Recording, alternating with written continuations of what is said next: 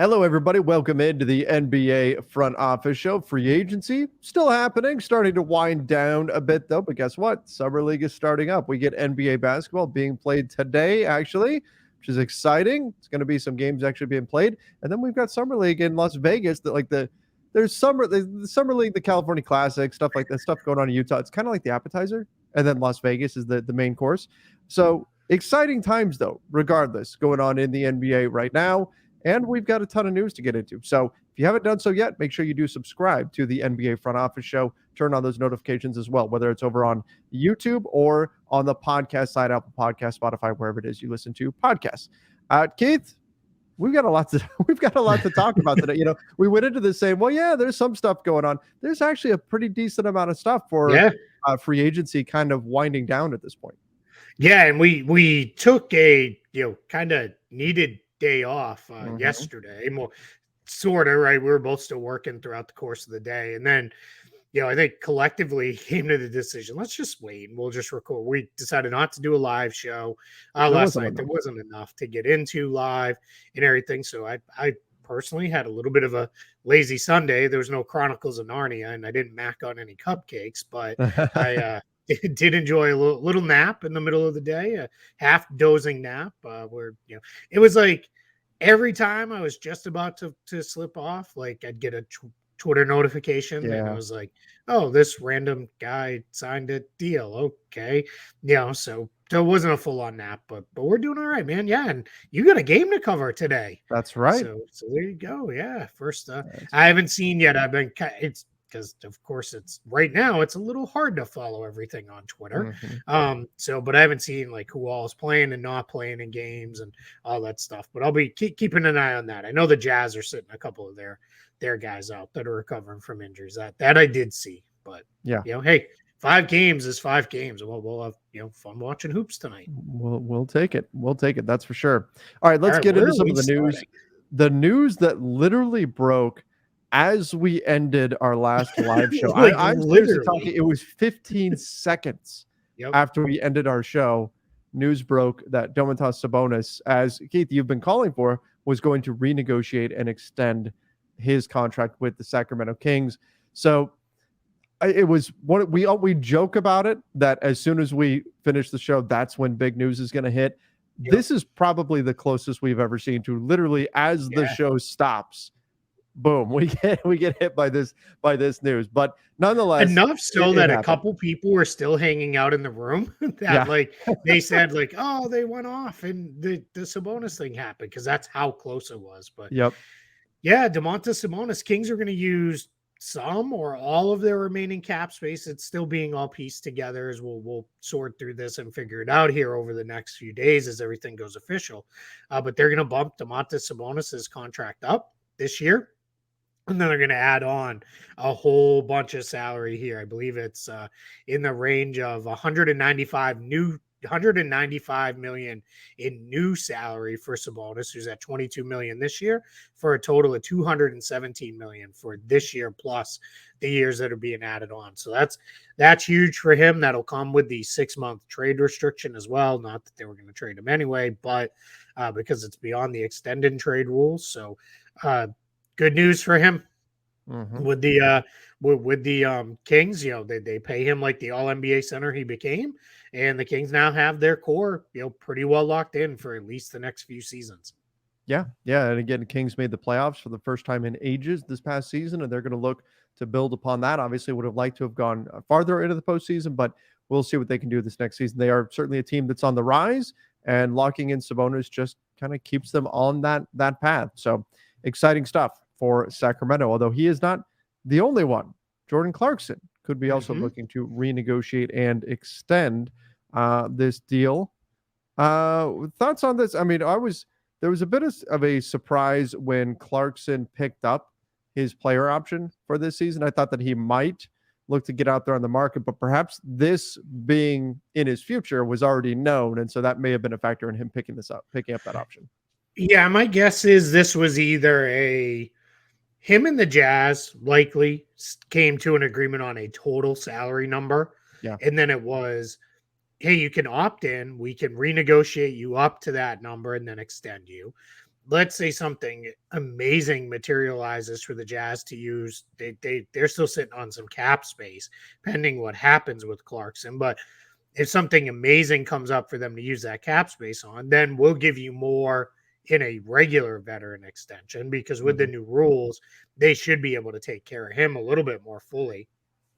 Or, the other option before he picked up his player option would be opt out, and then we'll see about re-signing. And it's probably one of those where he likes Utah. Reportedly, he is one of Ryan Smith's, my much richer cousin than me. One of his favorite players on the team. He really enjoyed him back when he was just a fan of the team, and so that makes sense. Why they would want to keep him around. It's weird to say this a little bit considering how his career started out, but he's become this good locker room veteran that everybody kind of really enjoys playing with and likes quite a bit. So I think that's really awesome that's kind of how his career turned. It's kind of almost a little bit like J.R. Smith in a way, right? Where it's this dude's kind of a wild card and a little all over the place. And then by the end, it's wow, man, this dude, we just would love having him in the locker room. How I know I'm getting old is it feels like it was yesterday that Jordan Clarkson was one of the young Lakers that we were talking right? about. Now he came in as an older rookie. Yes. And so that's part of this here. That's certainly sped up the process. But now here he is. He's the adult in the room now, which is crazy to me that we got here so quickly, because really it does. I see Jordan Clarkson now, and I'm still expecting to see the short hair Jordan, and now he's got the long hair and the neck tattoos and all that kind of stuff. It's amazing how quickly time has gone by. Again, I'm sounding older and older and older here as I speak. but good for Jordan Clarkson, who is really. We always knew from the moment he came into the league that his best role, whatever path he had to take to get there, was going to be that kind of sixth man scorer off the bench. Now, he did start a lot for the Jazz this past season, but I still think that's the ideal situation for him, and Utah's figured out a way to utilize that. And so good on him to stick it out there. And I think this contract will reflect that status, where the idea will be, let's upgrade on you as a starter and push you into a high-end bench role, right? Where you can shine and do your thing. And it sounds like it's going to be, I think the reporter terms were 3 years, $55 million. So that sounds pretty reasonable. That's under $20 million a year. And that includes whatever they give him this year to bump this year's salary. And it's important to remember in these renegotiation and extensions, you can bring the salary way up in year one, which is this current year. And then in year two, you can drop it by as much as 40%. So that's likely to be, the Jazz are basically probably saying, hey, to get you on a really good number the next 2 seasons after this, we'll give you a whole bunch of money now, which is how the Pacers treated it. The Sabonis one's a little different, because what they're doing is we're bringing your number this year from 22 up to a much bigger number. So then we can extend you off of that bigger number. And that also for them makes sense given where he is in his career. So different uses of cap space through the same mechanism for different reasons, but really good ones on both sides. Well, and let's remember too, the Jazz drafted Keontae George with the 16th pick. This having Clarkson around long term, I think the two can potentially play together, but this also takes some of the pressure off of Keontae George to step in and be productive right away, because you've got Clarkson to kind of fill that role in the meantime, and you can kind of bring him along a little bit more slowly if that's indeed what is needed for him. Yeah, and they've still got Talen Horton-Tucker, who's going to come back in. We'll see what happens ultimately with Chris Dunn, who actually finished the year very strong with the Jazz. Played quite well, and that could be just one of those classic late bloomer point guards where he figures it out 5-6 years into his career what he should be. So it's some interesting players in the mix there on the guard line. That clearly still remains their weakest spot on the roster, that and probably true wing size players, because they're loaded in their front court. I mean, it's one of the deepest front courts in the league with, with Kessler and Markkanen and Collins, and then you still have Kelly Olynyk in the fold there. So that's a good group there in Utah. So they're going to keep tweaking and evolving that roster over the next plus year, but haven't really. Collins, they sacrifice some long-term flexibility with, but not a ton. So I think they're in pretty good shape in Utah to keep kind of building this out. Because we're going to get into a whole slew of veteran player signings here. I'll give you the one that made me feel really old. Alex Len re-signed with the Kings, and it came out, and I was like, wait, that looks like the minimum deal for 10 years of service. And I was like, oh no, like Alex Len's been in the league 10 years already. Former number 5 pick, I think. Yeah, Alex he was Len? a pretty high pick. Yeah, out of Wow. Maryland. I was super duper high on him at the time too. I remember because I tend to watch the ACC if I watch college basketball because that's where BC is. So I watched quite a bit of him, and I was like, because I think they were still an ACC school then. I think, but I do remember seeing him play. It might have been the Big Ten ACC Challenge or something, but I was very high on him coming in, and then I was just struck by him. Like, wait, he's been in the league how is this possible? 10 years? Like, how did we get here? Like, this seems crazy. It's flying by. The kids are growing up, Keith. The kids are growing up. It never hits home more than when I start adding all the next year's draft prospects. And you see their birthdays, the birth year. Yeah. Yes, and I see the birth year, and I'm like, oh goodness me, like, these guys are like I was already old when these guys were born. Like, like I'm legit old enough now to be the father of many NBA players. So unfortunately, I'm not, but I kind of wish that'd be kind of a fun thing. I'd definitely be the courtside dad too. Like I'd be like T Morant, like sitting right there. Yeah, T Morant, you'd be out there yelling. Yeah, without a doubt. LeVar Ball. Yep. Yeah. Maybe a little less braggadocious, but still just as loud. Keith is sitting there on the sideline screaming, "Stay in your lane." Yeah, that's it. I'd be letting everybody have it. Oh, all right. Let's move on to another veteran, Eric Gordon.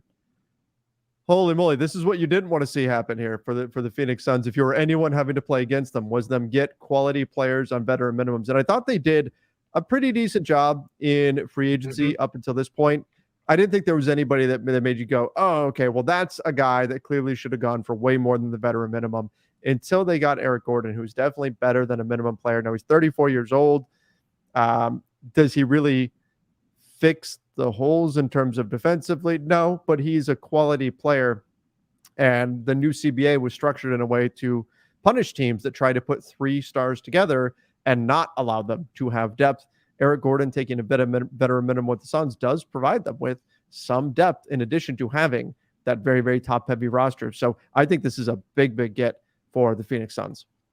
I think this is important, too, because he's a little more plug-and-play into if Booker is out or Beal is out, he can do a lot of similar things to what they do. Not obviously at the level they do it, but it's not like all of a sudden, all right, we have to change our whole offensive approach and we can't run, those pet sets and plays and things we want to get to. So yeah, there'll be a lot of times where you're going to see him probably play quite a few minutes. And Eric Gordon has stayed relatively healthy, over the last few years of his career and been, a pretty reliable guy with that. Still a good shooter, still gets himself to the free throw line, still can kind of hold up defensively. To your point, I don't know that this Suns team, that's my single biggest worry is, are they going to defend enough to win, at a high level? And they lost Torrey Craig today. He went to the Bulls. So that's kind of a sneaky big loss for them because I thought if they could have re-signed him, they could have re-signed him to a deal where it'd be a very tradable contract, but also, he would have been their best 3-and-D guy without a doubt on the roster. So, but there's only so many guys. One thing, and I know you know this probably better than most and any of the Lakers fans watching, it all looks good right now, but when you load up on minimum signings, eventually some of them are going to be, oh, okay, that's why the guy took a minimum, right? There's going to be a few of them that we see where it's like, all right, I liked that, probably more than I should have, but that'll come out to wash. But the other thing is when you're in, like we said with the Lakers at the time, you're in for a penny, you're in for a pound, and especially the Suns are in for many, many pounds here. Yes, they are. So it could be, all right, this one didn't work. Waive them, sign the next guy. Waive them, sign the next guy, right? They're going to just kind of keep probably going down the list a little bit here until they find the right one that they really feel like, all right, that guy hit and he's a good part of things. So, but I'm with you. I like the guys they picked up because I think they did it they didn't just go and grab a bunch of dudes, right? They got this guy fits this need. This guy fits this need. This guy fits this need. And I thought they did quite well. Yeah, agreed. I think they did. And we'll see how it all comes together with them. And the real test will be what happens next year with them once the more punitive restrictions come in. That's going to be interesting to see what happens. But Nonetheless, Eric Gordon winds up with the Suns. Miles Bridges, I was trying to figure out, did this feel contentious? Like Miles Bridges taking the qualifying offer? Because usually that's what it takes to get for a player to take the qualifying offer. It means something went south between the player and the team. Miles Bridges, though, is a fairly unique situation. Thankfully, it's a unique situation, but he wound up taking the qualifying offer, which means he will be an unrestricted free agent next summer. He's going to make just over $7 million. Wasn't able to come to terms with the Hornets on a long-term deal. I wonder where this goes from here, and if this is going to be a 1 year and then he's out of Charlotte. Yeah, and he does have this comes with the de facto 1 year no trade clause because he would lose his bird rights if he's traded. So that's something that we got to factor in here as well. But yeah, I think to your question of did this feel contentious? I think just reading and putting together the reports, it definitely got there a little bit where it seems like the Hornets were okay with everything that went on. If you want a long-term deal, here's a number we're willing to go to. And Miles Bridges and his camp were like, that's nowhere close, and that's ultimately at the end of the day, I think this makes sense for both sides. This gives Miles Bridges the year to prove first and foremost, ahead of any of the basketball stuff, that he is figuring out his life. He's moving towards a path of redemption. He has started to learn things to reform himself and become a better person. And we'll see, where that goes and how that plays out. I'm not going to argue with anybody who is skeptical and critical of this because fully understand why, you're skeptical and critical of it. I also won't argue with the people who say, everybody deserves a second chance, to prove that they can, fix things. So it's people are going to fall in one of those two camps and they're going to go there. On the basketball court, it's the opportunity for him to show, hey, I have everything that I had a year ago when I was probably trending towards a max contract offer. That's likely where that was going to land. And if he can show that, then, we'll go. And I'll just say this because I've seen some people really get into it. I've kind of, with the NBA, washed my hands of expecting them to do all of the right moral things all of the time because it's competitive. They're trying to win. And sometimes that gets in front of teams' morals and in a lot of ways. So kind of is what it is with that one. But, for the most part, I understand why this landed to sign the qualifying offer. We'll use this year to figure it all out. And then we'll, figure out where we're at, a year from now. What is, something just occurred to me that I maybe I haven't been paying enough attention to. What's going to happen with Kelly Oubre Jr.? And and how much does Miles Bridges sticking around at least matter for him? That's one of the, it's surprising to a degree that he's still out there on the market right now. It is. He's got to be. I mean, I haven't run through it fully, but he'd be definitely near the top of my list for available free agents. And not a perfect player by any means, but can really still score and do a lot of things. But the problem in Charlotte is he's now squeezed out, right? You have Bridges, you have Gordon Hayward, you obviously have Brandon Miller under contract. They still have a whole collection of guards that they have there, whether it be Nick Smith or who is one of this year's draft picks. You have James Bouknight, still have Terry Rozier, obviously LaMelo Ball, who signed his big max extension. So my guess is we're kind of at a spot with Oubre where it's we just don't have a spot for you anymore, right? We're moving on, and then somebody's going to get him on the cheap and probably get a productive, bench scoring player, and it'll be probably one of those ones where we're like, man, how did he end up there? And that's how, right? That's how sometimes these guys end up there is the money's all gone. Because the other thing is, I know some people might say, like, well, couldn't you play Bridges at the 4 and bring Oubre back? But they're still in the, it's still a PJ Washington, maybe. It sounds like there's at least semi-interested in making an offer to Grant Williams, which would likely be via the mid-level exception, which would then probably cost them Washington because you certainly don't need both. And if that happens, then even more so, you're out on Oubre. So that's a good question. Where he ultimately lands, we'll see. But somebody's going to get a useful, helpful player, with him. All right, let's get into. We've got a list of veteran players who signed deals. I know you've got the list in front of you. Yep. Let's run through it.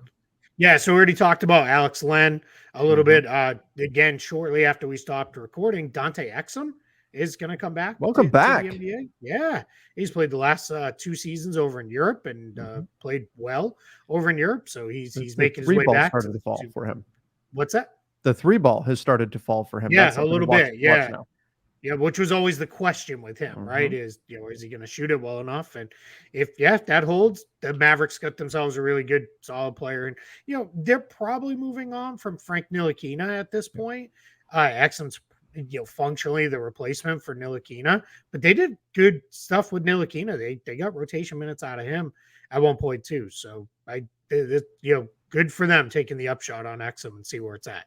Speaking Cody Zeller. Oh, go ahead. in terms of us feeling old, if you want to feel a little bit younger, somehow Dante Exum is still just 27 years old. Yeah, that's crazy. It feels like he's been around forever, Yeah. and yet he's Probably, only 27. yeah, he was one of those ones, right? We started hearing about when he was like 15, 16 Yeah. years old. For a while, that was Ricky Rubio, where it's Yes. like, all right, this guy, he was like the first one where I'm like, all right, dude, now he's 30 and now I'm like 100. So Cody Zeller signed with the Pelicans, 1 year minimum deal to be their backup center. They lost Jackson Hayes, obviously, to the Lakers. So, that's fine for them. Zeller was, I know people are probably a little down on him based on he didn't look great in the finals and he didn't always look great in the Eastern Conference finals. But this is more of a regular season move, right? Where you're like, all right, we got to eat up some regular season minutes. Let's run with Cody Zeller. Lonnie Walker has headed off to the Nets there. So on a 1-year deal. Good addition for the Nets, right? Just bring Yeah. one more guy in to come off their bench.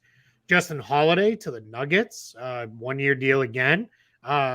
So the presumable kind of Bruce Brown replacement ish in a way, of a wing with a little bit of, decent size out of the guard spot that can do some different stuff. So we'll see. I'm sure there'll be moments when Justin Holiday looks pretty good. We'll find out. On the Walker one, is that one a little curious to you with the Nets? Just they kind of have some guys at that position. Like it feels like it's going to be a lot like it was with the Lakers, where it's like you're in like a 5-way competition for minutes. Yeah, it's a little bit strange. I wondered if the Lakers made sense for him. Like people get into, oh, it's a veteran minimum deal. Why didn't this team sign? Like any team could have signed up for that. Well, you got to remember the player has to agree as well. And if I'm Lonnie Walker, I'm looking for a place where I'm going to play.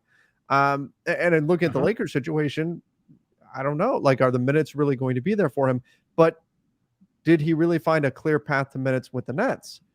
I don't know that he did put himself in necessarily a better situation. Maybe the Nets were telling him, hey, we're going to commit to you. And the Lakers were saying, well, we really want to give some more minutes to Max Christie, so we can't promise anything. Maybe that's how the discussions went. And maybe he was hearing similar stuff from other teams. We don't know. But I thought that if he does wind up on a veteran minimum, particularly after how he played in the playoffs, it was going to be because he landed someplace where there was a clear path to minutes or they had guaranteed him that he was going to have a significant role. I don't know if he found that in Brooklyn or not. Yeah, I just think it's, for me, where it kind of lands is interesting is you've obviously the way they played at least last season and would be presumably lining up this year. Mikal Bridges is the starter at the 2. Then you do have Cam Thomas in the fold, who at times showed some stuff. And then Walker comes in the mix there. Neither one of those guys is really a 3. I think we've learned that about both of them, enough. They've really got to be at the 2. So I think that Brooklyn roster is obviously still evolving and it'll sort itself out. So it's not like he's got no path to minutes, just a little odd. Yeah. So but I don't mind it by any means. I think it's fine. No, it's not like it's a bad deal or anything. Yeah, continuing on with the veteran signings, Corey Joseph to the Warriors on a 1-year deal, third point guard on a minimum contract. That's good with Corey Joseph. And then the last veteran signing was Delano Banton, 2-year. He had been in the league 2 years with the Raptors. He signed with the Celtics. Huge point guard. He's 6'9". And he really is a point guard. That's a position he's always kind of played. Good ball handler, a good defender, good rebounder, good passer, just can't shoot or hasn't shown the ability to shoot yet. So we'll see, what the Celtics get out of him. But this is much like the O'Shea Brissett move. Throw another guy at the end of the bench who has shown stuff at times and see if maybe they become a little bit more and they're sounds like fully protected on that second year if it doesn't work out. All right. Let's move on to some big money getting thrown out. Anthony Edwards gets a 5-year max deal with the Wolves. This is kind of his team now, isn't it? Like, as much as it was okay, it was all going to be about Karl Anthony Towns. I think now it's about maximizing Anthony Edwards, and with good reason. He is absolutely phenomenal. Yep. Yeah, that's a great way to put it. This is like, hey, this is it, right? You are our franchise guy, and it took a couple days longer than we thought. I would love to know, what was going on there. Maybe he was on vacation. We don't know. Yeah, maybe. Yeah, right. Because eDocs isn't a thing anymore, right? Apparently, but it's but yeah, I wonder if it might have been a little on the, hey, can I get a player option? No. Yeah. Because generally it's pretty rare. We saw a few years ago, Jason Tatum and Donovan Mitchell both got player options on their deals, but those guys were established like multi-time all-stars, right away in their careers. Edwards is not quite there yet, right? He's like maybe like 1 year in development time behind where those two were at the similar point, but still it's a designated player deal, ties him to Minnesota for the next 5 years.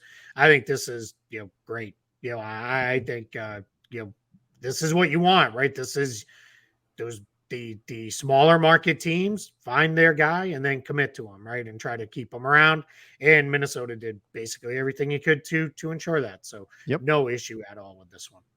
All right, let's check in on the Damian Lillard and James Harden situations, just because I think we are contractually obligated to discuss them whenever we do a show, because they are, two of the biggest stories right now. Kind of all quiet on the Western and Eastern front in terms of these two players. We don't know exactly, like, it could happen at any moment, but for the moment, things are kind of at a standstill with both of their incumbent teams, the Blazers and the 76ers. They're going to be doing everything they can to try to get as much leverage as possible and get as much in return to try to find the right deal. And sometimes that takes a bit of time. What I like, though, Keith, is the feel around the league isn't that everything is just at a standstill waiting for these guys to figure out life. It's just things are moving on. And at some point, we're going to get a Woj bomb saying that one of these guys has been moved. And then we'll get to break it down then. And if it doesn't come in the next couple of days, it'll probably come a couple of days in the summer league when everybody's there. Because what will happen is you'll get more face-to-face negotiations and conversations. I like too.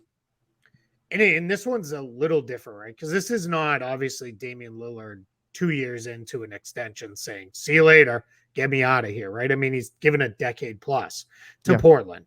So, but I do like that Portland is basically saying, cool, you want to go to Miami? We are perfectly happy to trade you there, but not for the stuff they want to trade us. Yeah. Right. So they have to work to get it somewhere where this makes sense for both of us. Now, if this drags out another 2, 3, 4 weeks and we start getting closer to training camp and the like, we may see Portland's ask comes down, Miami's offer comes up a little bit, they meet closer to the middle, and that's where it gets to, because nobody really wants it to drag in that far.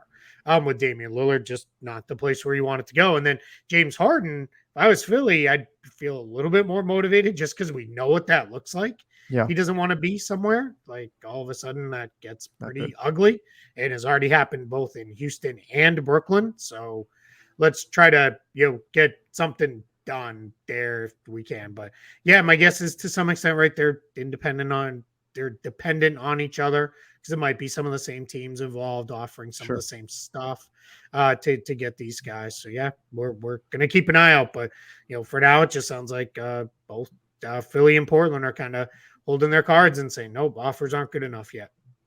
You know what? It's going to happen. It's going to be right when we fire up our barbecues tomorrow on the 4th.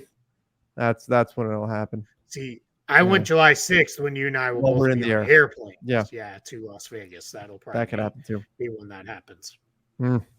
So inconsiderate. All right. Colby Jones, the first Rob Pelinka rules signing. There it is. Look at that. Love it. 2-year deal. Or sorry.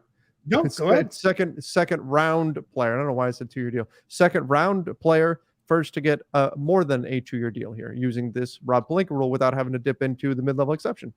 Yep. So let's go into this just a little bit. Well, what happened here is there's two different versions of this second round pick exception. There is a 3-year contract version and there is a 4-year contract version. The reason why those exist as 3 and 4 years, that's what teams had been doing. The 3-year version last year was Jaden Hardy. The Mavericks cut a bit out of their taxpayer mid-level exception to give Jaden Hardy a 3-year deal. 3 years because that was the limit on the taxpayer a year ago that you could sign a player for. 4-year deals where generally teams would cut out just enough of their non-taxpayer to be able to give the player a 4-year deal. And very often those came with team options on those final years. So if they really blossomed and became great players, a la Nikola Jokic, who was once upon a time on a contract like that, you can decline the team option, make them a restricted free agent, and really control the process.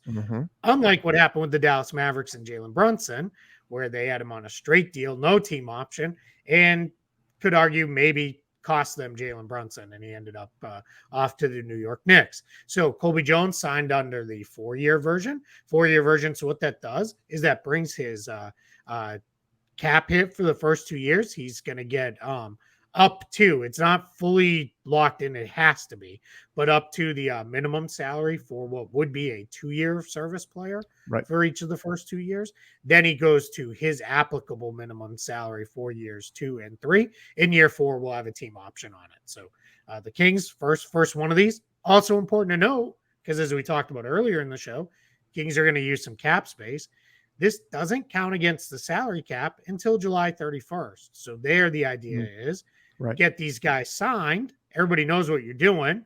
So again, you're not waiting to sign them. They'll be available to play in Summer League, presumably tonight for the Kings in the California Classic. And off you go. And then they can still use that cap space as of July 31st, which is really smart because by then most of the free agent signings are done. Most teams have used up their cap space. Then the deal will apply to the salary cap, and we move forward from there. That's such an underrated but smart decision there by the NBA, just to avoid an awkward situation that we've seen play out a number of times over the years. So we've criticized some of the stuff of the new CBA. I think this is a very, very good change. Yep, absolutely. Completely agree. Yep. Speaking of changes, so we talked about this the other day about 2-way contracts, and the initial reporting suggested that in order to have the third 2-way player on your books, with now under the new CBA, you can have 3 2-way contracts, that it was going to require that you fill your 15th roster spot, which some NBA teams have not been doing over the last few years. They've been carrying 14 roster spots filled and then leaving the 15th one open, either for financial reasons or flexibility reasons, sometimes a bit of both. But that was the initial thought. Now that we've actually seen the CBA, it looks like that's shifted a little bit. And Keith, they did not make it simplified. Let's put it that way. They made this about as confusing as you can make it in terms of what now you have to do in terms of having these 3 2-way contracts. Yeah, we're going to try to simplify this for everybody to make it as simple as possible. But here's what they did is they introduced this concept of under 15 games. So if you are a NBA team and you don't have 15 players signed to your standard contracts, which it is now 15 standard contracts, 18 2-way 15 standard contracts, 3 2-way contracts for 18 total contracts. So that is where you are with this. What they've done with these under 15 games is every time a 2-way player is active for a game, that counts as an under 15 game. You are only allowed to have 90 such occurrences in the season. So let's say game 1, you had all 3 of your 2-way players active. And let's just say you carried that all the way through till game 30. You are out. You're done. You could no longer have 2-way players active and not have 15 players on your signed to your standard roster. So and that's active, eligible to play, not correct. In the game. They don't have to be in the game. They just have to be eligible need to be active. To play. Yeah. So if you put them on the bench and they're in uniform, that counts as one of these. So, and it's how they get to that is one player counts for one, two players counts for two, three players active counts for three. So that's where, I went to an extreme, probably pretty rare that we would ever see a team have all three of them active with 30 games and not have a player, signed to the 15th spot. So the reason for this is one, it's a better use of this than just saying you must have 15 players signed, because that gets a little restrictive on the teams, and it also gets a little wonky at periods like the trade deadline, where sometimes we see teams make, like the Lakers, for example, made a whole bunch of trades, and you may want to play your two-way guys because, hey, the new guys aren't here yet, they're not in uniform, and we have a game tonight. That is something that is a very real thing. So in this case, now you've avoided those situations. But on the flip side, you have protected the two-way guys from teams just saying, we're going to go all year long and never sign that 15th spot, save some money against the cap, against the tax, in terms of real dollars as well. And we'll just play our two-way guys all the time, in place of those guys. So now I have referenced a handful of times. There is a rule in place with that third two-way spot, where if the league as a whole does not, hit the roster growth that you have to hit, which is you don't hit the main. How am I trying to say this? You don't hit the point where you have filled enough of your two-way your standard spots around the league.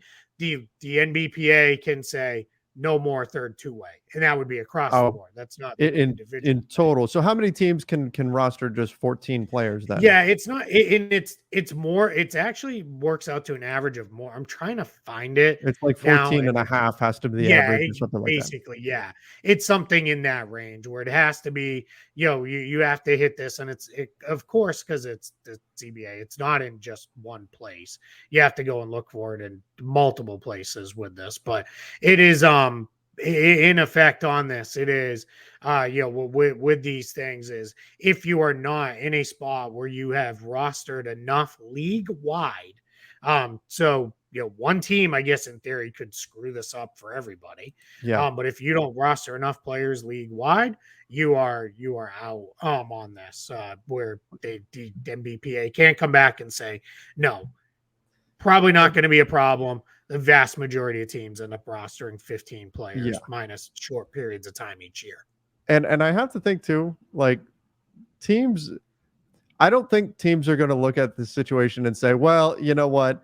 We planned on having 14, but for the better of the entire league, let's go have a 15th player. No, they're going to, if they really want 14, they're going to roster 14 come hell or high water. And we'll see what ultimately winds up happening. So I don't think that's a path we're going to wind up going down, because I think you're right. I think enough teams just naturally will have 15 players, but I don't think there's any team that's going to go, oh, we'll be the one. We'll add a 15th player even though we don't want to, just to help out everybody else. No, they're going to worry about themselves. So let's actually, and it is 14.5. Is what the number is. Let's also talk about that minimum roster requirement. So the minimum you can have on standard contracts in the NBA, you have to have at least 13 guys signed to minimum contracts. In the old CBA, there was language that said from time to time, teams may not need to have less than 13. But what they've done is they've cleaned up that language considerably and made it a lot cleaner. So in the new CBA, teams can have fewer than 14 players, so drop to 13, for up to 28 total days in the regular season and no more than 14 consecutive days. 14 consecutive days has always been the thing, where it's been, you could drop down to 13 for 2 weeks, and then you have to sign a 14th guy. And we've seen teams, especially teams that are hard capped and the like, play with that language there around that. The other thing is adding 28 total days, that just locks in, hey, you can't play games with this all year long, right? You can't step in day one of the season knowing, all right, well, we're going to have a player, then we'll cut them, and then we'll go 2 weeks, and then we'll cut and go 2 weeks, and cut and go 2 weeks. You can't do that. They've changed that. Another good roster change, sort of, kind of related. If you trigger the hardship exception, meaning you've got at least 4 players out to start your season, you can now actually sign a player to a 10-day, which is better because it used to be you had to sign them to a rest of season contract, which was always fully non-guaranteed and functioned like a 10-day contract. It got super messy. Now it is you are permitted to use a 10-day to fill, even if we're not to the 10-day signing period, which is generally January 5th of each season. That makes sense. That's another change where that's something sensible for them to do. All of these things combined, outside of the third two-way, which is a truly new thing, these are taking, all right, this is what everybody's doing anyway. Let's just make it rule, right? We're going to take all these things you figured out as workarounds and loopholes and all the other things. We're just going to make them all rules, and we're going to move forward for the betterment of everybody. And it just makes a lot more sense to take care of, everybody on both sides. So, we'll see. I know agents that are out there that are still like, this third two-way is garbage because two-ways 1 and 2 are garbage. Just add real roster spots if that's what you want to do. That's not where they've chosen to go. So we'll see. Well, from that perspective, the agent perspective, it's, well, I don't want my guy on a two-way contract. Exactly. I might want my guy getting paid on a full contract, right? So it makes sense why they would not like. But again, from the team perspective, you want the added flexibility that a two-way contract and less commitment that a two-way contract provides. So correct. I get it. I get it from why both sides would have those opinions. Yeah, I mean, that's right. That's the eternal battle between good and evil. You can decide good and evil in the agent team parameters who you want to sign to each role. But that's, there's always going to be something that's good for one side, not good for the other side. And that's just kind of how it goes. All right. I think that gets us through pretty much everything that we were going to cover today. For now. Yeah, for now. We'll see. I'm expecting, as I was starting to wrap up here, that something was going to happen, that more news was gonna break, because that's the way things go. Right now, though, looks like so far so good. But go ahead. I'll timestamp it. We're just shy of 4 p.m. Eastern on July 3rd that we're about to end this show. So look, sometime between now and 4:15 Eastern on July 3rd, some big news will break. And you know what, guys, we'll get to it tomorrow. Unless if it is massive league altering, Damian Lillard, James Harden, we'll probably come back and do another show and we'll figure it out there. But if that's right, player X signed for the veteran minimum, you'll get it tomorrow. All right. Well, we'll see. We'll see what fate has in store for us here over the next 20 minutes or so. But thank you, everybody, for joining us. Make sure you do subscribe to the NBA Front Office Show here on YouTube. And don't forget to follow us over on Apple Podcasts, Spotify, wherever it is you listen to podcasts. Till next time, see ya and stay safe.